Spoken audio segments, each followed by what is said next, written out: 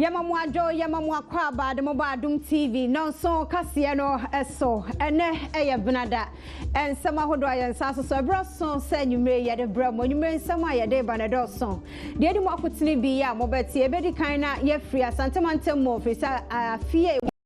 bre posi pani owo ho wode nsema hodo atudwa ye bekọ ho mrashe bejafo esore won to so ko won pesia so ne won mo bana bill se gu ho a wo mo pass ye se tie ni enchemu bete Adom TV kase so CPP amanyokuo no nyame Adom amemendai wo mo ko Congress na wo mo akoyi mpanimfo ana panini a obetu on franka ne mpanindie ahodo bi wei ene apomoden agokansie adwadie na fei obi man so ne nigidie mu nsam ne de bra mo sa Adom TV nonso kase midin e de afia mankwa tamaklo educhumwa company no won wada roma no mbo ye chidom ma ye de anwumre nonso kase no ebra mo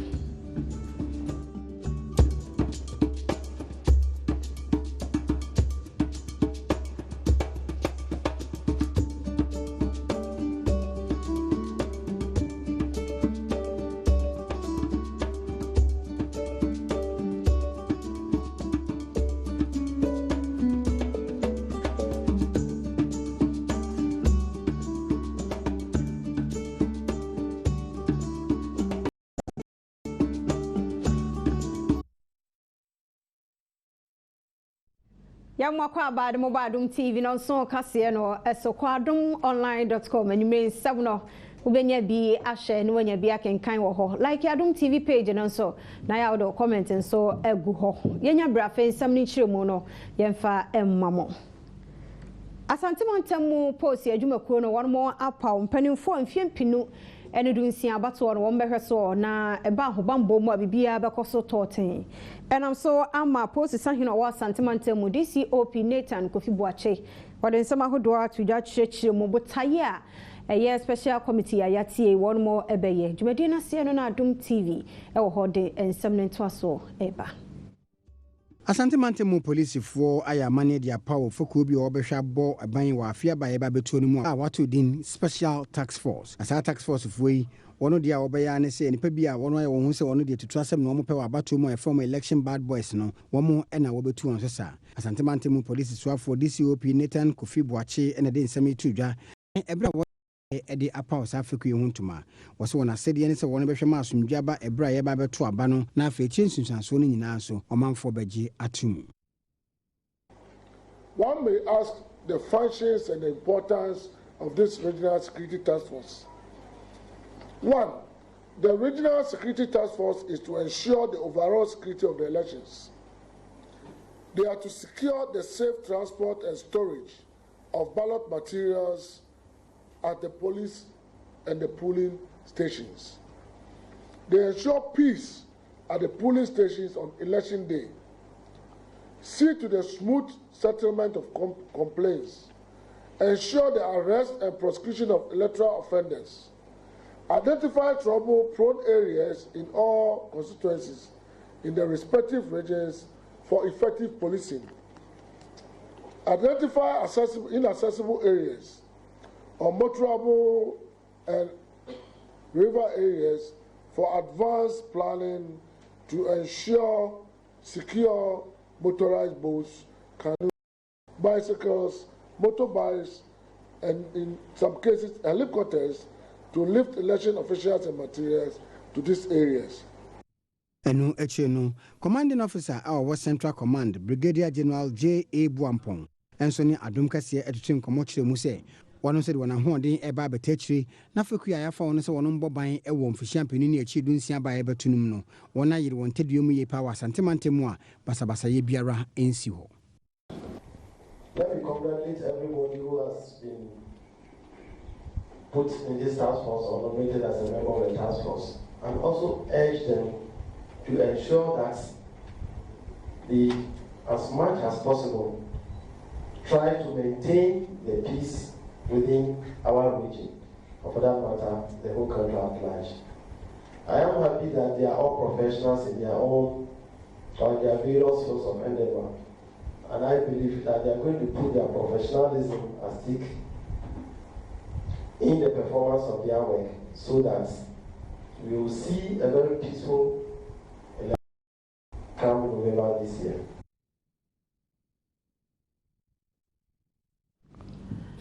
Amaimu mrashe bejafo womo esore ko womo mpesu ahodo so ko hwe se de ne meko na abusua ahodo nso ekodi nkomo ne na brewa yi pomakwan mu a womo saba ye betena se na ene no e fourth meeting third session wo 6th parliament wo 4th republic bills ahodo de womo abobo bi ho pa Ghana School of Law bill womo hwe de ho nkomo legal service bill any bills ahodo jumede na se no yamrashe bedwani de ono ne tonkra ewo ho ebreye wode nsem no nto aso eba enem na shebejafo etna se no nato won adwuma ase ewa abegefie ho so manfo bekaye o man mrade ye adwuma na omu ana na shebejafo no ono akọ ahomegiem kakra na se de nanim na bre ono kọ ahomegiem no ene bosumia de duoni na nsia ene ono sa akọtena ase na ensema hodo a yeso nda dani ne ebeye mra abeye mra na afa ebi nso no dwene ho ansa no no kwa ahomegiem no wona sanso atenase atoa so ewa abegefie ho adom kase enkra ensakafe onipo no hwenkita hodie hu nsem sebejafo no echese enema bebre wo ho a ene wono motenase a wonom ebeye ene bi nso ho a fei ene ede koto abejafo no anim no no ahwada dani se de ebeye a bibia betumi akoso afia ya abato afia nenso ensem bebre ho no bekade afa ye na ba ebeto ho se de ebeye asomje bebe oman mu na bibibiara enkosi ewo abato no echi yawa amanyo ensemo na Convention People's Party CPP amanyoko no ye hwe ni mo seda memenda won mo beko National Delegate Congress eho ene won koyi obi a mfimpini ni dunsia obetu on franka afise wo hwe mu amanyoko dodo no ano won yi won franka tufo ebonto akure mu odene CPP afen won mo ehwe ni mo Adom TV edin kayeno eba. It's based at 2,600 expecting comprises a constituency organizers and a constituency executive, regional executive, national executives, women's league, youth league, central committee members, and Omoba, council of elders, representative of our foreign branch, UK branch, US, Omonyana Ebe Tuabano, Nyambwa Saturday. Yeguswa ya wo CPP amanyoko no wono ensemo edia na edamemenda daje pefe na daje no wono enibi na won ahoboaboa mu enyina no mame samia enkroma wohwem awaye kuo no wono chairman da na dwobronso waginam de ama CPP amanyoko no eda ne no na ene asantemantam mu no regional communication director Mosese memenda no womukoto na sesamia wonu ne beye womu franka tuni wo we ne dia na ne CPP wonyiwani efisenchichemu ene beba he no kan ye denti ene o kan sa ensem no oni Adom TV kase ene din komoyi una ba wonu beto no aho no wokọ asante mantemu a onipa ono no ye de ubofo abedi ekire meche deputy communications director Kofi Osei Akwa ede atudwa se so manfo nim no nkoto aba ede ma samia ya ba enkroma de a ne mpapemu pa eno no pena manyoko ni mu opanyin se bra samia ya ba enkroma be ye 29 ni ma CPP amanyoko no ontimi ama nkabo mu amma ema ekonu mu mpanyifo bebreje jaye a wono te won ho ekọ bia foforo ende so ono kope obi obedi wonanim se frankatufo no so ono anya hwe no nkoto aba ede ma samia ya ba enkroma dia one can say kuno munche ya ena womo epeno to unify our dear nation around a developmental vision that we call Nkrumahism, based on the 7-year development CPP amanyoko no ena wote se mame samia ya ba do to jano yenyina CPP nsemi so na yemfa ntwa ye ho sima ye ba nsam no ne akechire ye de beto aso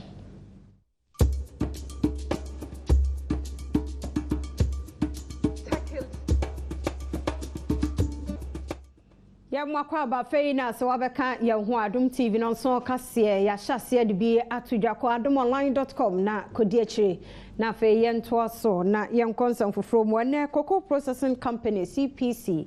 adwumekuo no wono atum sesia meka sai ni nyina ne se womo haw kakra ewa adwuma na wono eye ne mo ye adwumayefo ewo ho mpodie mpanifo de ato wono ni mafi womo live ewo so womo kono womo nhyase ne sebe ya mpanifo be ye ntoto ya hodo nyina na adwuma no ebe se agina ne naso ebiem Adom TV edi echi no hweda da ye nkoko ani eye niam bebre mo amanfo so enye bi eye Cocoa Processing Company abeto odwase sabre yatum a wonum enye adwuma enkra ne kyerɛ sɛ koko a ɛsɛ wɔn tɔ efiri koko kuafo hɔ na wɔde di wɔn dwuma ɛwɔ dwuma ne mu no ɛno bi ɛna ɛni hɔ a masa abre wɔn ato mu nipa oyi na sotu ne akyire mu a ɛyɛ ade a ɛde ɔhaw kɛseɛ paa ɛna bɛbrɛ ɔman firi sɛ dwumayɛfoɔ dodoɔ no ada ɛna wɔnom wɔ hɔ a ka bosome so ɔbɛnya biribi ato nkotokum nanso ɛsɛ ne sɛ ato mu nti wɔnom nyinaa yɛaka wɔnom a wɔnom ɛkɔ fie Adom kɛseɛ ɛbrɛ a yɛbobɔ mu ɛkɔdu hɔ no na kyɛ sɛ adwuma no mu adwumayɛfoɔ no nyinara obi ani hɔ a wɔyɛ adwuma. Company now they are handicapped because you can say whatever you want to say unless of course a savior come from somewhere to inject. We need capital to inject to this company so that as for beans it is there. You know, if you don't have money, I mean cash in hand, back the ground. Those who have money, they are working. If you like go to the free zone board, you see a lot of cocoa processing company working. But here we are. So that is our problem. So for me, if things are not moving well, how can you even get welfare for your the arrangement, the understanding between the ICU and management is that if should the maintenance exercise even exceed your leave days, then it means that it must also be catered for appropriately. So they are just using the maintenance period, okay, to ask workers only in that section. Not all the workers are going. The factory is not completely shut down as the message went out. No, not at all. So the group of workers which are asked to stay home for the maintenance period is just to allow the maintenance to be carried out, and it is like the leave days, and it will be paid for. They will be coming back after the end of the maintenance exercise. And when is the end of the maintenance exercise? You cannot tell exactly, but this is not the first time it has happened in cocoa processing company. It is not an actual an annual ritual though, but it is not abnormal scheme of things in the factory here. No, not at all. It could be a week. It could be 2 weeks. Did you ask management how long this maintenance period would take? Like I told you, we have been in relationship for a very long time, and we are very much aware that if it is a temporary shutdown for maintenance exercises, it doesn't go beyond certain time. You don't specify the time because the maintenance can take 2 or 3 weeks.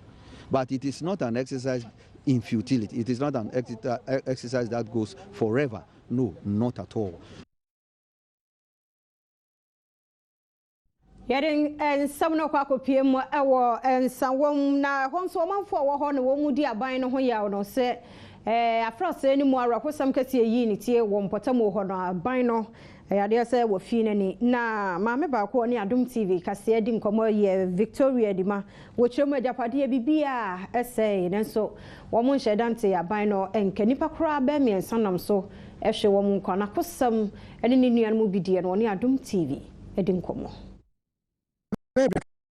sɛ manfo bi a wɔn wɔ nsawe mpatamu topa yɛkɔde wu bi akɔgye mu wɔ hɔ ma nam so nti ebi mu adan no wɔ n'agyapadeɛ asɛsɛ ma nipa miɛnsa koraa ɛna hwere wɔn nkwa ne firi bere a asɛm no siiɛ no wɔn te wɔn kyerɛ sɛ ɛnyɛ adeɛ a aban adan n'ani ahwɛ wɔn yie koraa ma atete ɛne ɔhaw ɛna wɔn ɛrekɔ mu ɛna ma ne bɔfoɔ kɔyɛ ne maame Victoria Anima ɛkɔtwetwe nkɔmɔ ɛma wɔde ne nsɛm ato dwa ɛno akyire no ebi mu nso de fobu ɛbɔ nsawo ma polisifoɔ sɛ wɔn mo ka ho bi ɛna ne esiiɛ no esiiɛ ane sɛ wɔn adwuma anan kɛse fata sɛ wɔn mo yɛ no wɔn anyɛ no wɔn kwan so abrɛdie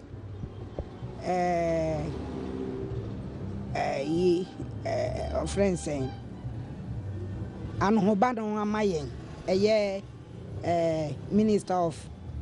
in charge of gender and children affairs ma ongaba aha abetro yendin agyen particulars yɛde voters ID card na your account number ɛde ama no ne yɛdin ɛde ama no ɛne environment obi a ɔyɛ affected no ono household no above 18 a ultimate vote no yɛayɛ saa de no so far ɛno ano compensate debi ɛno de ɔmboa obi a mfa sika bia mmerɛ yɛn bien fesika bien reme ena na me ka kire mo se meti ho no crisis say misro na yembra ya kope besiana ayi brana say nyame no ma de ni si awia 1:30 exactly na de na esiye na nkesi anadwo a kenye yi say me na dum ene dampa so heavy ayi ceiling fan any ceiling nyina be yi bo empa no so supposing say yen bi say me survival look at these children so and adi ni nyina me fie ni nyina say me sto mu nyina ma ne nyina apapa say Assemblyman na owo Zabunzongo electoral area wado jiri owura Michael Votia enso kiremu a enipa wono ekwa ho kiremu no eyade asisi ade woni ni aye won tonto nti ebehia sa aban eba beko wono moa ewo ho. The help is not enough. Okay, first we had the Catholics bringing in some few foodstuffs and given to the Catholics and some of the community members. Then Nanado came in with his Windows mics of 250 bags of cement and 280 bags of pieces of roofing sheets. If we share that to the households involved, then each household must be getting half bag of cement, which will have no impact. So I decided to form a committee to see how to do. So the committee decided they will go around the area and number the houses on their own and see the assessment to assess the needs of each particular household. That we give, if it's 20 households or 30 households who get these cements and roofing sheets to make a meaningful impact on their lives, we'll do it and damn the consequences. Because if you give each household half back, it doesn't make any meaningful distance. So we started that we give, if a house needs 20 bags, we give all the 20 bags, 10 bags, we give the 20 bags, because we've written us to some places for more relief items. Free Sawamo na ransom for emo suku mo frobes 250 ya one more primary ni junior high school or sanso or was say empotamo 24 charity foundation one more aye won ho adwuma ama ene ya make say de one more se ehonsam penifo afa ho ka asiesie num ede ama wo mo na wo hwemu a omu ni bi ekura no ene wo mo boa won ya mani boni Isaac no menyo wo de akire ama ensem ne to aso no one day ba wode nwoma ho do a eboa suku nkoda wade suamu bebre akwakoche suku subia ewo adanse adomenu epitikoko ena sanso saa nwoma eyotumfo charity foundation ena ede boa nkura hodo a wono wa ahokyeremu pa wonema ede boa nkoda ewo nwomesua ho no wono musanso fa so ema nkoda no ntete fa computer abafu mu se de be ya ICT ni be ya wona de hiade ama wotumi asua ne ye wo bro obedu won JSS a wokotro won sohwe kase na bra wono mu eche book no ena Lady Julia Osei Tutu a wono no ye asante hene otumfo Osei Tutu ne hokafo ede moyo ma mpanyimfo ahodo no bo modern ji wona wa tu wo bra wono ko wono nkro so ekoya adoye wo saa enwoma no ho no wo kiremu a na sede so obekoso aboa ma enhumasua ho nsem wakoyie wa santemante mu sede okunu betina konwa so no wode enhumasua ho nsem eto na koma so no enkane bi na me ade sekan kokuno de se yetwam ekun na ewo so no eye ekun for adesua sene enipa benya adwumaye nipa benya apomuden nipa benya ahoto na santeman etumi asori agina ho afa ne ntoma pa afra na bia ka Ghana man na nti adesua de ade a ode asi nani so a emmoa bia ono betimi aboa no waye krado se obeye di aboa na mom no se ne eka no ono so point mi ye ni na nti ne ebehia nananom te sɛ mo na moatae n'akyi na moaboa ama ne daeɛ no a waso ama santeman sɛ daakye adesua bɛyɛ adeɛ a ɛnyɛ ɔhaw ɛma ne kuro yi koraa no mo nyinaa bɛboa na atumi akɔ so saa nti nana yɛda ase wɔ edwa kɛse a wɔbɔ yɛ nananom ahemfo no ɔmanfo twa hyia bebree wɔ sa so mɛnam so ɛyɛ saa amanneɛ no asantema ntɛmu kwankyerɛfoɔ panyin a ɔda nwomesua ho nsɛm ano owura Mary owusuo kyia nso de to dwa sɛ anama otumfo foundation no etuo no ɛyɛ ade a ɛbɔ papaapa na ɔno ahunu asantema ntɛmu ammoa a wɔn anya afiri mu a ɛte sɛ ɛbɛtumi aboa ma adesua ho nsɛm enya enyinasoɔ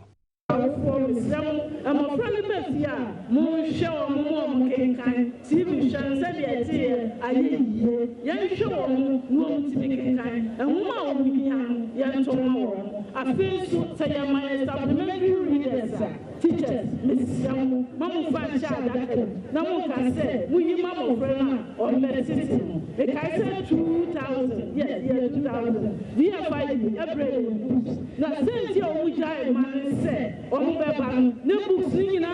she adaka na o de bread come outside eshim bisa sabe ya say ya ma kwala na tetem ya de ma say kwala enkenkan mu kenkan na tetem mu shadia enti miriam na me da charity foundation ya na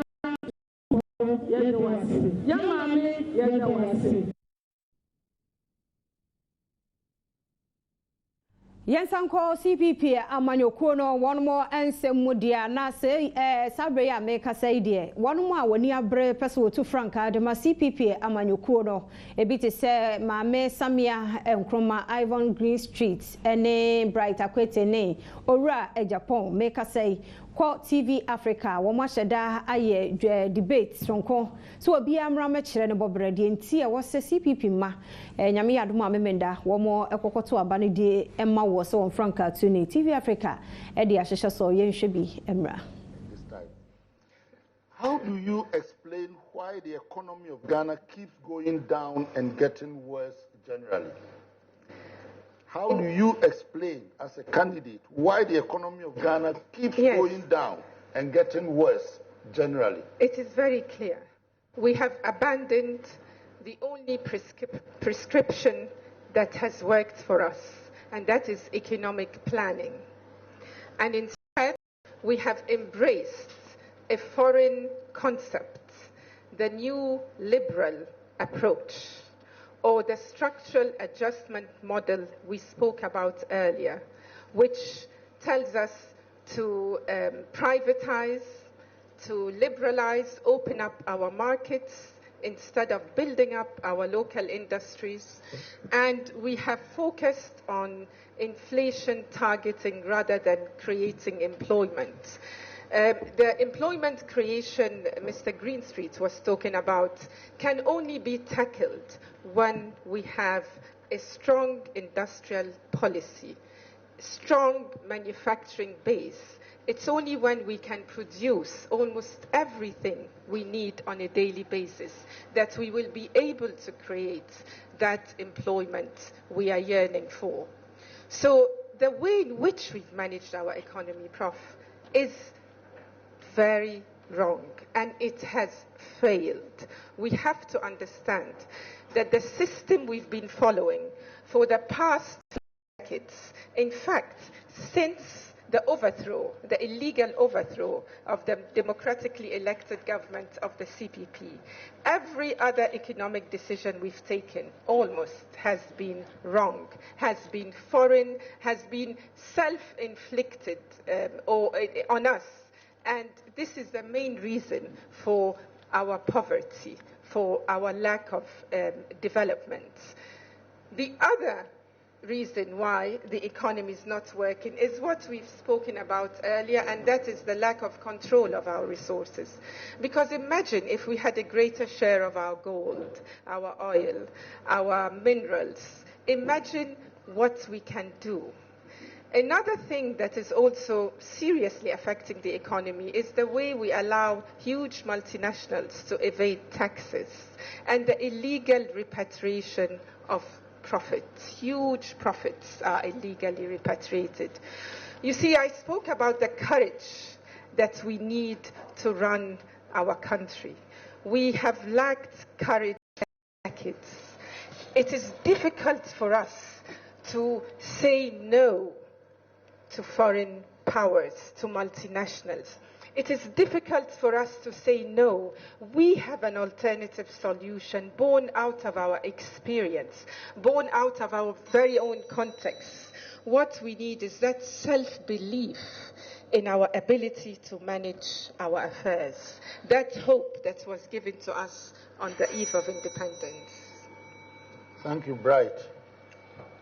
Well, Ghana's economy has been going up and down because of lack of effective leadership. Lack of effective leadership and lack of direction. We are now directionless. We don't know where we are going. We wait for World Bank to come and tell us what to do on the left and what to do on the right. The leader must have a vision, and he must direct and we follow. There is none. We had a philosophy of Nkrumahism, and we had the 3 pillars of self-determination, social justice, and Pan-Africanism. We are following self-determination to take over control of our own resources. CPP Amanyoko no presidential aspirant can debate ekoso no na yekoko shebie no de edu so no yapomden mo ensem faseda ma chocho na fe da Sebra Company Limited won adaruma enom de achi ame akofa apomden ensem.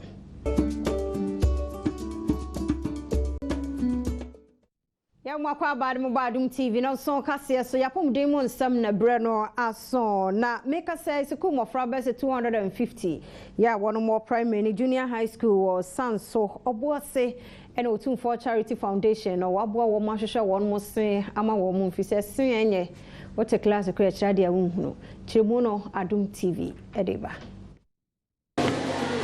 Sukuu nkoda besa henu ene aduonum 250 ene otumfo charity foundation no abaya pomdi dwumedi bia wafa so ede ahwe nkoda no se eye free dental screening ede ama wonum ewo mpatemu ho na sa dwumedi no ade a woye ewa santemantemu de aboa sukuu sahodo ewo ho ene enipa bia wonu hiamoa ewa pomdi ho nsem ne no ena Dr. Esther Mark a woye resource person ede ma sa dwumedi a wonum edie no sanso doctor ewo Suntres hospital wo Kumase no wode tu dwa se ebe hia pa se nkoda se ebebo ho ban free se eno ene ma wonum enyina so. The Otumfo Charity Foundation is working in conjunction with the Smiles for Everyone Foundation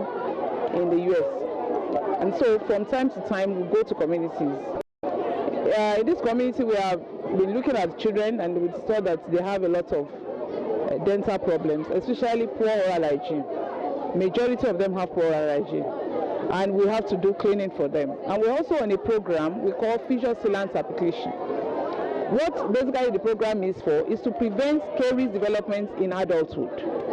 We pick them when their molars are coming out, and we put a thin film of chemical on their teeth to protect the teeth. Ora Evans Magjewu a woye project coordinator ma Otumfo Charity Foundation enso de tudwa se nenam so mo tu sa na mo ne se no beboa ma nipa bi ono wo nkura hodo ase a wo ho kire wo mfa pomde ho nsem wo no betumi enya enyina so. Ehun da so e na mi so se ehun mesu apomde a oye no yemfa apomde ho nsem na se asukrum ha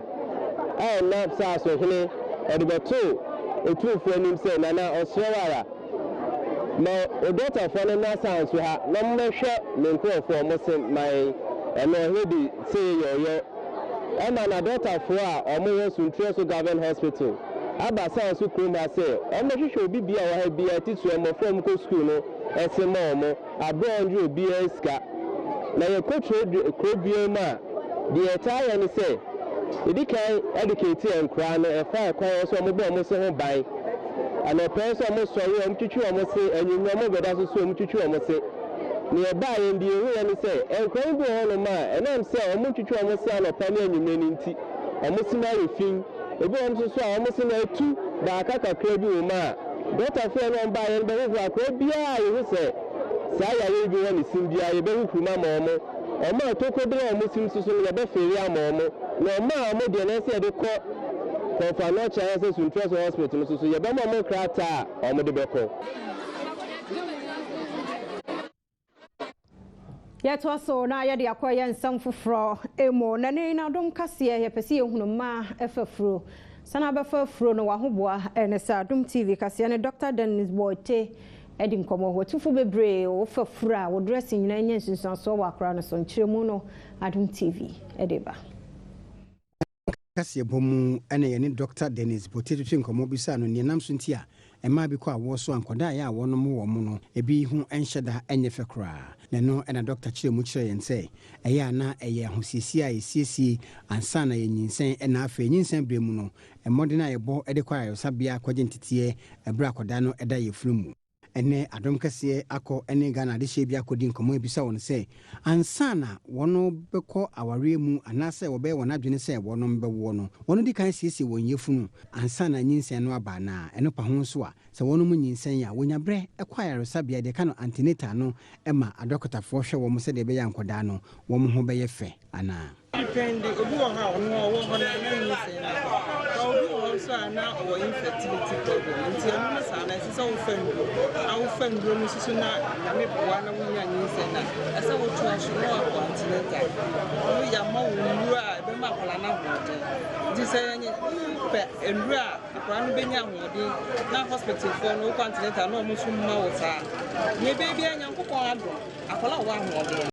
nti don't say but we na no nti me be too say I say onu na o siesie ho na just nyinsen ne ba no wa ye ne kata na just na ye perfect so anamo bia e bros bia sa me hu se me ho so far as I feel na nyinsen first o se won ko hospital o se wo baby ye wo ya o se won ko hospital before I sign Doctor Achre will say bia say ni say na Doctor Achre will bra before I sign at all na exercise to free me and you say bia obetu me kan ba to be ya etuma kakra say ne be ya wa wo no so awo enya wo de me ade aka ade acha nti me wo fo na ade acha ya na wo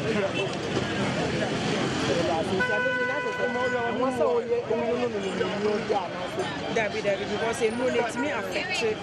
akola na bia just a doctor na dia ma na say so me ye bibi pro so e wo fie e no so no drone say so far as e de be ma we kire o manta amanta na nya before one san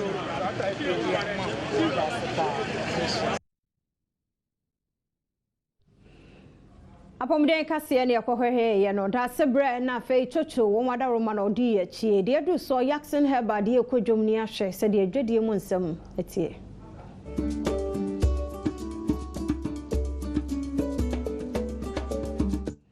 Yanwe se de adwadie mu nsam no etie na sachet water producers e wo my Ghana mu ya won de pure water eba na won eton no de atudwa na wotwim ye hwe ni mo sensuo ba ko to 30 pesos ni nyina no nkane ne nyina ma hoden bo no ensuo no ne ade bo no kosoro eno anso no ndidi eye wa adwuma nti se ne etie no na wo so nso pagya won die no emu panimfo no mu bi ni Adom TV ene di sa enkomwe Esia na bofofra won ma won ye sachet water ede aba abontin no nti amaga na de hye bebre ene ati ne suo firi se eyade a ebo no be edu no ebe ha won ye pa nsu akane na ebinum tono 20 pesos no ene won so matum ede akọ 30 pesos Adom kase akokrum ene adehye a won so na tonsuo no bi atwe nkomo ede afa ebo a sachet water fo ede aba abontin se sa na eba beto nsu a wo ye ewo ekromu no 20 pesos first half area almost 30 pesos yentimi to Allah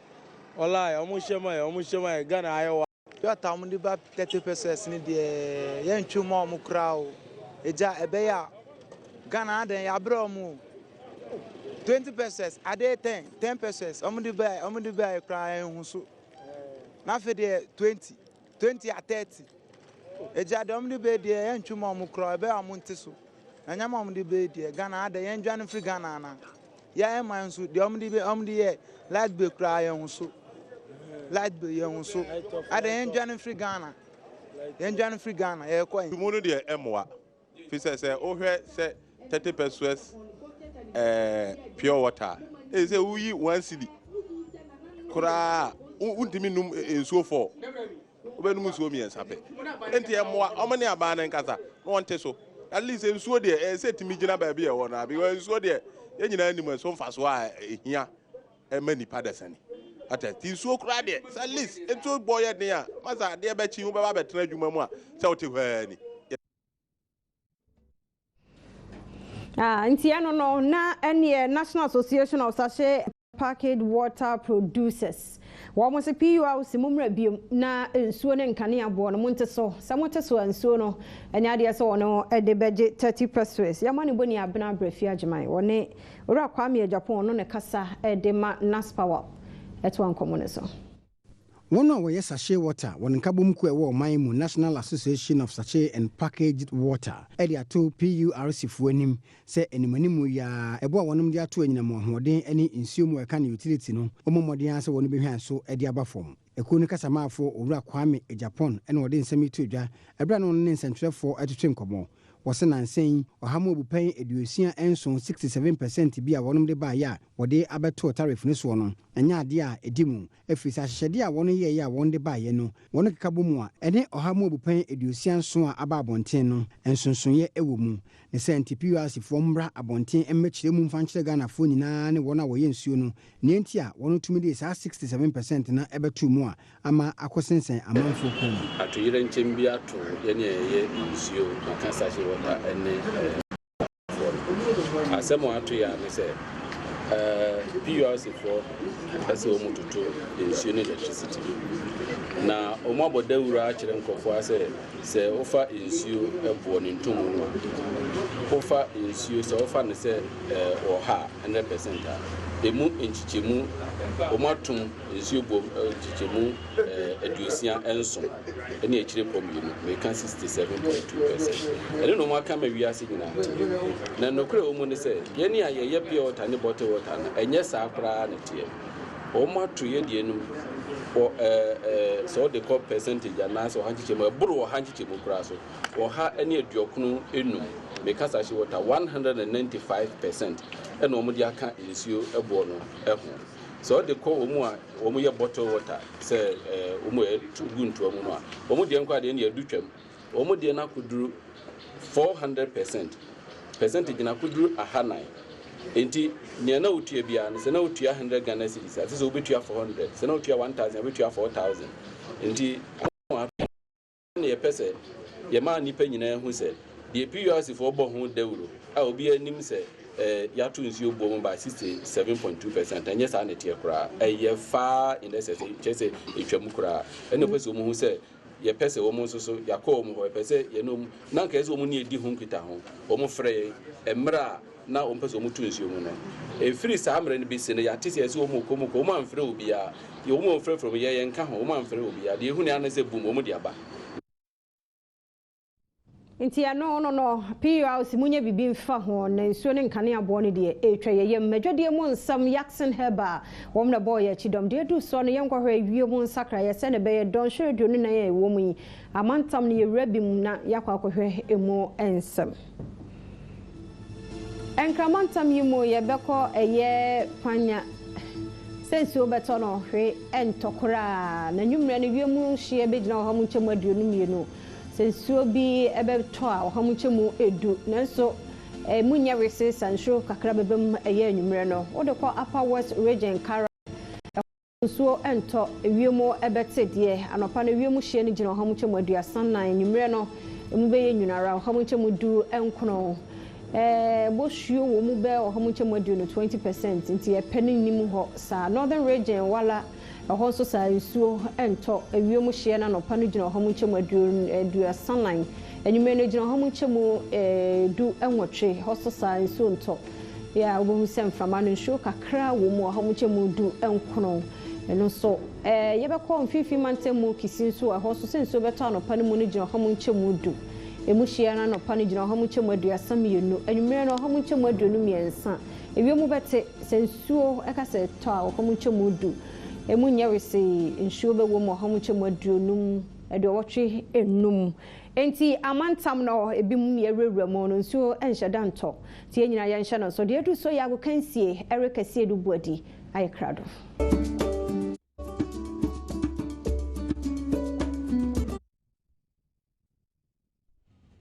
Mema kwa babiem de ba Adom TV kase so yenhwe nsema ekoso wagodi mu ene anwumre ya hyase de afia to fokufo mo akache na wo coach Kanichi Nyachuhashi won nsema ba se amafo brina na ebonachi se adwuma no wontumi nye omo hwene 30 senkoyi tretrene sasa akeke won tren hwehwe ni mu sankrofo no wode nsem bia to mani.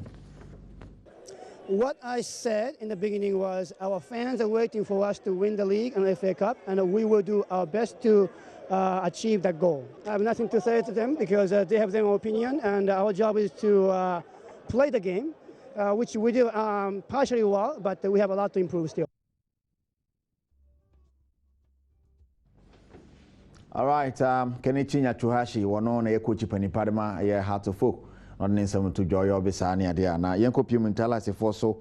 wamo akache onim se February 20 yana panifo chemo se league no ye be sha se ache na eno nsem no class me brina na acho madwen afa ho ntala sefo so de madwen kira ba ura ye beta do head coach also no de em se ni gidie so February 20 na hwe na amaso. Well, if it's going to really start on the 20th, we should be ready 100% fit for the first day, but what I'm saying a big but. Yes, there are a lot of little issues which I hope will come out 100% we are playing. Then I'll know that 100% we are playing. But anyway, sometimes I can tell you that we have too much time. Because if you knew the time, we get ourselves 6 weeks to prepare. And then after 6 weeks, we know the condition we're in. We've prepared for more than 6 weeks. We've gone on break, we've come back, we've gone on break and come back. So it's very interesting because the boys, we've played quite a few matches. We play, we train, we play, we correct, we play. And I hope by the time the season starts, because I'm sure we're going to play 2 or 3 matches a week, Sunday, Wednesday, Sunday. So the squad is not bad, and I hope they'll be fit enough to, sustain that amount of pressure. Enti ebetado ne nsemo to dwane no meko na Chan tournament me patcho ye hwede obetimi qualify akopi mu quarter finals na match se ba so no Niger Tunisia born 5-0 na Guinea so abon Nigeria 1-0 enti sabe Rwanda DR Congo Ivory Coast Cameroon ma qualify for the quarter finals Guinea ni Tunisia so ma qualify ekopi mu ye de honsam ebebro nsem ya na toso de se fata se otini eboabo no de ba ketewese anya dodo rabia GTP new style still Wusia Empa Sergio Manucho and a Shebibia Kama Mamede Baye Kejuana Erica C. Wedi. Any didiamon some na yadruso na eba high life and to a padia Daniel Amachi de doy number 1 number 1 or the atuja bibia one more kai se the obo one one or crado said a beya or befawa and your own perfumus yenye a shee near na hoso. On Adom TV, Cassie, at Uncle Moiso.